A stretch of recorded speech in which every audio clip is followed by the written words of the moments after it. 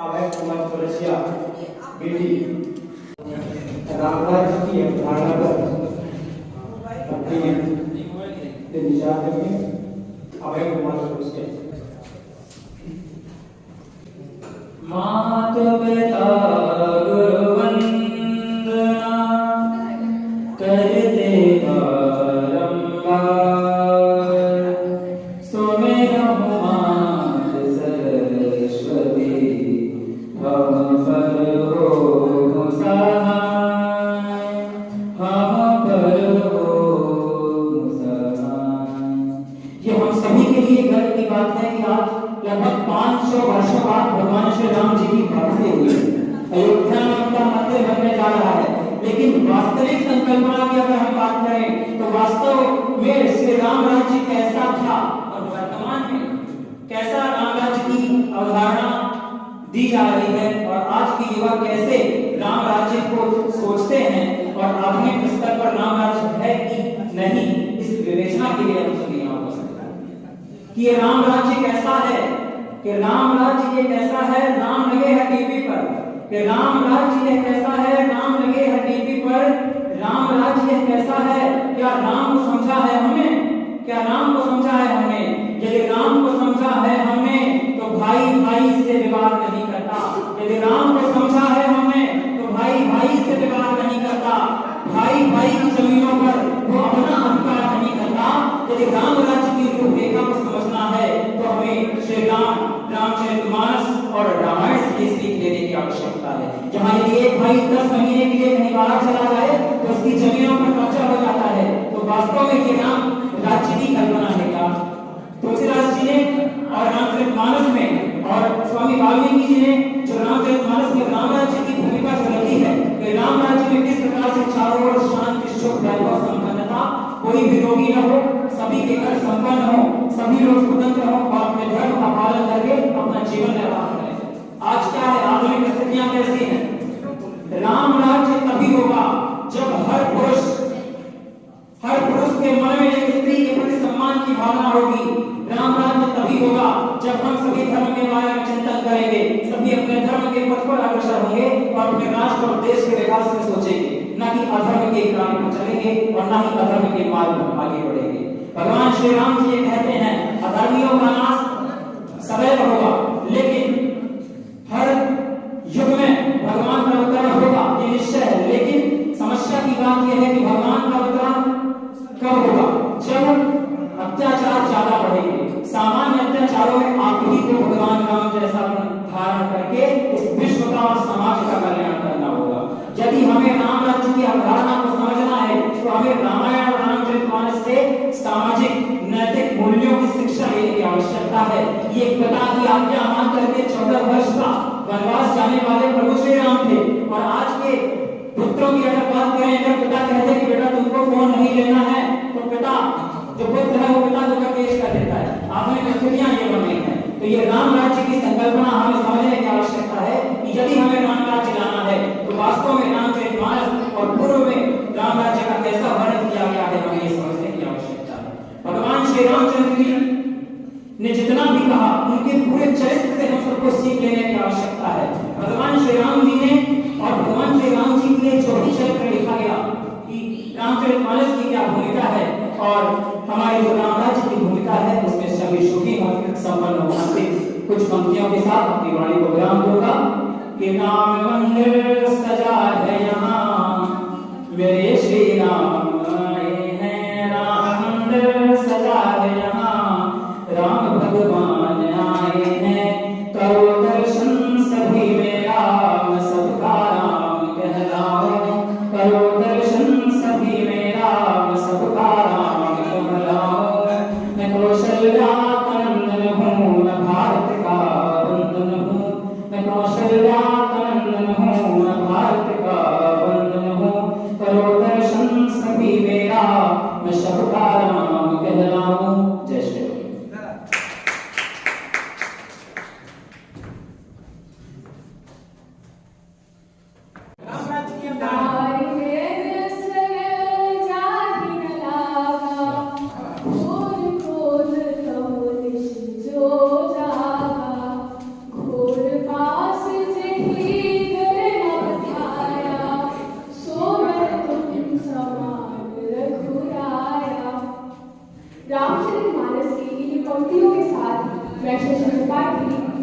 वर्ष की छात्रा आज राम राज्य की अवधारणा जैसे सर्वहित के विषय पर अपने विचार व्यक्त करने जा रही हैं। राम, जिनकी स्तुति मात्र से हमारे सभी कष्ट मिट जाते हैं, ऐसे है राम। राम एक शब्द है, ऐसा है जो अपने आप में ही बोल रहे हैं। रमन धातु से बना हुआ यह शब्द कहते हैं रमते कड़े कड़ा है राम, अर्थात जो कण कण में निवास करते हैं वो है राम। और ऐसे मर्यादा पुरुषोत्तम राम के द्वारा किए गए सुशासन को ही राम राज्य कहा जाता है। राम राज्य की अवधारणा से तात्पर्य होता है एक ऐसे मानव सभ्यता में एक ऐसे शिष्ट समाज की स्थापना जिसमें जो सभी नागरिक हैं वो विधि सम्मत होकर धर्म का पालन करें। विधि सम्मत होने का तात्पर्य सिर्फ किसी राजा के कर्तव्य या उसकी क्रियाओं से नहीं होता है। इसका तात्पर्य होता है कि समाज में एक ऐसा शिष्टाचार उत्पन्न हो, एक ऐसे समाज की निर्मिति हो जिसके सामाजिक जीवन जो होता है वो 4 चरणों सत्य, सोच, दया एवं दान से अवलंबित हो। राम राज्य यानी एक ऐसा राज्य, एक ऐसा ईश्वरीय राज्य जिसमें दीन, दुखी एवं निर्धन लोगों की कोई जगह नहीं होगी, अर्थात सभी व्यक्ति सुखी होंगे और संपन्न होंगे, सभी शिक्षित होंगे, बोधगम्य होंगे, सभी सर्वत्र कल्याण का भाव चारों ओर निहित होगा। ऐसा जो राज्य होगा, इसी राज्य की कल्पना की थी तुलसीदास ने। तुलसीदास जो कि एक लोक नायक कवि है, और इसी राज्य की, राम राज्य की कल्पना की थी महात्मा गांधी ने। स्वराज्य में भी उन्होंने इसी प्रकार के राम राज्य की कल्पना की थी, और उन्होंने ये स्वप्न देखा था कि ऐसा राम राज्य होगा भारत में जहाँ कोई भी व्यक्ति दीन या दुखी नहीं होगा। प्रातः काल उठे हुआ था, प्रातः काल उठे हुआ था, माता पिता को लावे माता, माता पिता को लावे माता। आज प्रभु श्री राम के बारे में कुछ शब्द बोलना काफी कम है। यदि धरती को पावन मान लिया जाए, यदि धरती को पावन मान लिया जाए और समुद्र को स्याही मान लिया जाए, फिर उनके चरित्र का वर्णन करना काफी कम है। प्रभु श्री राम ने, जिन्होंने अपनी माता और पिता का आज्ञा का पालन करते हुए अपना राज्य को छोड़कर 14 वर्ष के लिए वनवास की ओर निकल पड़े थे। आज आधुनिक युग में हमारे समाज को उनका अनुसरण करने की आवश्यकता है, जिससे हमारा समाज ही अपन राज्य के विकास में अहम भूमिका का निर्वाह करेगा। प्रभु श्री राम जी एक अच्छा भाई की तरह है, और एक अच्छे पुत्र की तरह और एक अच्छा पति की तरह रहते थे। उन्होंने यह सिद्ध कर दिया था कि कोई भी समाज, कोई भी जात छोटा नहीं होता, बल्कि उसके कर्म उसे बड़ा बनाने में योगदान करते हैं। क्योंकि उन्होंने सभी ढील रात की थी, फिर भी उन्होंने उसे झूठी न्याय का सेवन करके उसका मान बढ़ाया। प्रभु श्री राम ने मर्यादा पुरुषोत्तम कहलाते हैं, क्योंकि उन्होंने कभी मर्यादा का उल्लंघन करके कोई भी कार्य नहीं किया है। क्योंकि जब उन्होंने लंका के उस पार जाने को सोचा, उन्होंने देखा कि सारा पड़ा, लेकिन तो चाहते तो अपने वाणी द्वारा जल सुधा सकते थे, लेकिन उन्होंने समुद्र से आज्ञा मांगा और उन्होंने रामचंद्र बनाया। श्री रामचंद्र जो सनातन धर्म के देवता माने जाते हैं, और अब जैसा कि हम सभी जानते हैं कि अयोध्या में जो उनकी जन्मभूमि है, वहाँ उनका भव्य मंदिर तैयार हो चुका है, और इसीलिए पूरे देश में, पूरे विश्व में चारों तरफ श्री रामचंद्र की जय जयकार की लहर हो रही है, और 22 जनवरी 2024 को उसका शुभारंभ भी है। मैं श्री रामचंद्र जी के विषय में बताऊंगी। श्री रामचंद्र जी जो एक अच्छे पुत्र, अच्छे भाई, अच्छे पति और अच्छे पिता, अच्छे मित्र का एक उदाहरण है हमारी सनातन धर्म के लिए। श्री रामचंद्र जी जो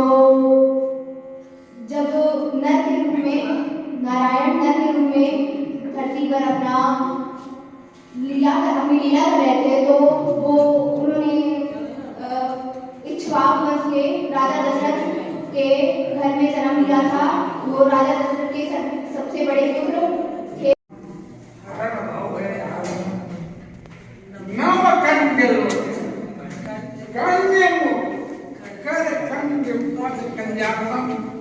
अद्भुत है, सब कुछ है कन्या। बताइए कितना अद्भुत वर्णन है कवि का, और शब्द जिसकी बात को नहीं कह पा रहे हैं वो व्यक्तित्व तो कैसा रहा।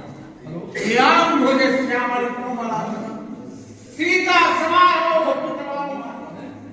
और बड़ो महाशाय और नमामि राम रघुवंश। तो हम लोग ऐसे रघुनाथ की कथा कहने के लिए इकट्ठा हुए, आयातित भी शासकीय सेवा करते हुए भी हम सब ने अक्षय पुण्य की प्राप्ति की है। इस भावनात्मक अवसर पर मैं आप सबको धन्यवाद देता हूँ, प्रणाम करता हूँ और उन नीलाम भुज श्री राम को के चरणों में सादर नमन करता हूँ। बहुत ही अभी तक आप लोग जितनी बात कर रहे थे, अधिकतर बच्चों ने आराध्य देव राम की ही बात की।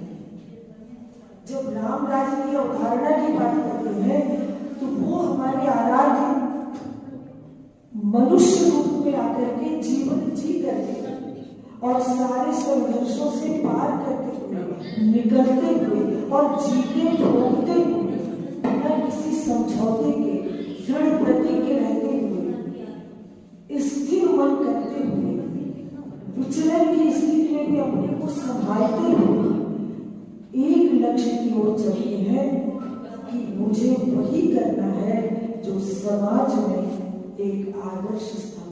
राम का जो जीवन है, राम जो है, जो हमारे आराध्य राम है, वो मानव रूप में आकर के हमारे सामने साकार हो गए, इसलिए हमारे करीब हो, इसलिए वो हमारे मन के अंदर है।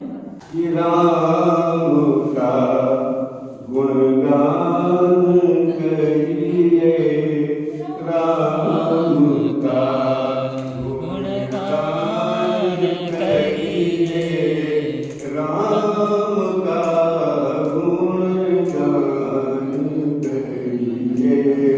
राम का गुणगान करिए, राम का गुणगान करिए, राम के निर्गुण चिरंतर, राम के निर्गुण चिरंतर, राम रतन रतन राम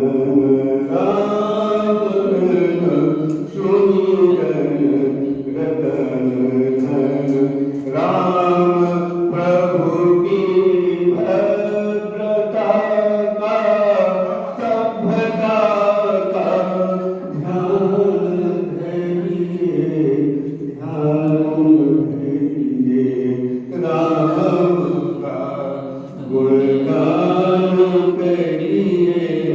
और जो मानव है, समाज है, सभ्यता है, वो ईसा के 2500 वर्ष पूर्व का है। यानी जो ह्यूमन सिविलाइजेशन है वो 4500 वर्षों का ह्यूमन सिविलाइजेशन की जर्नी है।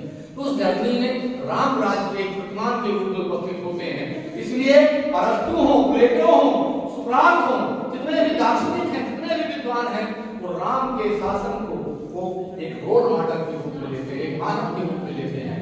उनका जितना भी लिटरेचर है, साहित्य है, उस साहित्य में राम के द्वारा समाज जीवन के जितने भी क्षेत्र हैं उनमें स्थापित करने की अवधारणा को लिए देते हैं। इसलिए जब भारत स्वतंत्र हुआ तो लोगों ने गांधी से पूछा कि भारत का शासन कैसा होना चाहिए। तो क्योंकि गांधी उस समय स्वतंत्रता प्राप्त के बाद एक रोल मॉडल थे और नायक थे, महानायक थे स्वतंत्रता आंदोलन के। तो लोगों ने पूछा कि भाई भारत का शासन कैसा होना चाहिए, राजतंत्रिक भारत के शासन की व्यवस्था कैसे होनी चाहिए, राजा का चरित्र कैसा होना चाहिए। तो गांधी से पूछा तो गांधी कहते हैं राम राज्य, राम जैसा चरित्र होना चाहिए, राम की अवधारणा होनी चाहिए। इसलिए हम राम राज्य की जो अवधारणा है वो राम एक व्यक्ति नहीं है, एक संस्था है, एक आदर्श है, और वो आदर्श है को अनंत काल तक पृथ्वी के जो तमाम जैव विविधताएं हैं, पृथ्वी के जितने भी ऑर्गन्स हैं, हम भूगोल के विद्यार्थी पढ़ते और पढ़ाते हैं कि पृथ्वी के जितने भी ऑर्गन्स हैं उनको मतलब कहना चाहिए दीर्घकालिक तक सस्टेन करने की अगर क्षमता सामर्थ्य है किसी के कार्य प्रणाली में और व्यवस्था में, सिस्टम में, तो वो है राजराम का राज्य का जो चरित्र है, जिसको हम राजधर्म कहते हैं। तो सत्य की, सदाचार की, नैतिकता की, न्याय की तमाम सारी जितने भी आदर्श प्रतिमान है सब दिखाई देते हैं राम के चरित्र में। तो इसलिए हम लोग आज इस बात के लिए भाग्यशाली हैं, भारत के लोग इस बात के लिए गौरव का अनुभव करते हैं कि मानव सभ्यता के पूरे वैश्विक परिदृश्य पर, ग्लोबल श्रेणियों में, परिदृश्य में राम आज भी जो है न केवल भारत में बल्कि यूरोप में, पश्चिम में, मध्य पूर्व में, अमेरिका में, सारी पूरे पृथ्वी पर जहाँ पर मनुष्य निवास करता है, शासन व्यवस्थाएं संचालित हैं, उस शासन व्यवस्था में आज भी राम के चरित्र को, उनके शासन को, उनकी गवर्नेंस को, उनको as a man, as a leader, as a कहना चाहिए रोल मॉडल, एज ए राजा, एज ए कहना चाहिए के रूप में स्वीकार करते हैं। इसलिए ये लगातार बात होती है कि राम के द्वारा स्थापित जितने भी मानक हैं, मूल्य हैं, चरित्र हैं, आदर्श हैं, वो चाहे व्यक्ति के रूप में हो, चाहे राजा के रूप में हो, और चाहे कहना चाहिए मानव के रूप में हो, उन सब को जब हम स्वीकार करेंगे तब मानव सभ्यता महान बनेगी। के उदाहरण पर हमारे महाविद्यालय के छात्रों ने अपने विचार रखे, भाषण को आयाम देने का एक बेहतरीन प्रयास किया उन लोगों ने। और जो हमारे वरिष्ठ प्राध्यापक हैं उन्होंने आपको एक मार्गदर्शन के तौर पर ये भी बताया कि आपको इस प्रकार की भाषण प्रतियोगिता में जो हमारा विषय है उस पर किस प्रकार से आपको फोकस करना चाहिए और कहाँ पर आप इस बात पर ज़्यादा केंद्रित रहें कि ये राज्य की अवधारणा है, इसको हम किस परिप्रेक्ष्य में और किस समुचे परिप्रेक्ष्य में भारतीय आज़ादी से लेकर जो हमारे महान स्वतंत्रता सेनानी थे उनके जो विचार रहे हैं, जो उनका आदर्श रहा है, उस पर ध्यान केंद्रित किया है, वो सब बात आपको यहाँ करना थी और आपके द्वारा की जाना थी। आपको इस समय ये याद होना चाहिए, हमेशा ये ध्यान रखिए कि हम आज़ादी के इतने सालों बाद भी लेकिन राम राज्य की अवधारणा पर अपना विचार व्यक्त करने के लिए यदि बुलाया जाता है तो ये तो बहुत स्वागत योग्य बात है। और इस विषय को इतना बेहतर तरीके से आपको बताना चाहिए कि जितनी शासन व्यवस्था में जो खूबियाँ हैं और जो कमजोरियाँ हैं, तो कमजोरियों को किस ढंग से दूर किया जाए, राम राज्य की अवधारणा उस बात को बताती है। राज्य की अवधारणा कैसी है इस बात को बताती है।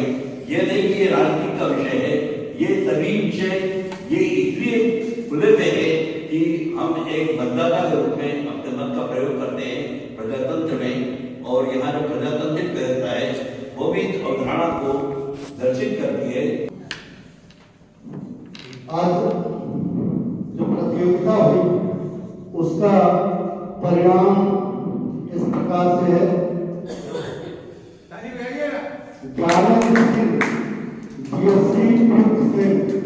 तृतीय स्थान और द्वितीय स्थान पर हो अभय कुमार चौरसिया और प्रथम स्थान पर हो शशि त्रिपाठी।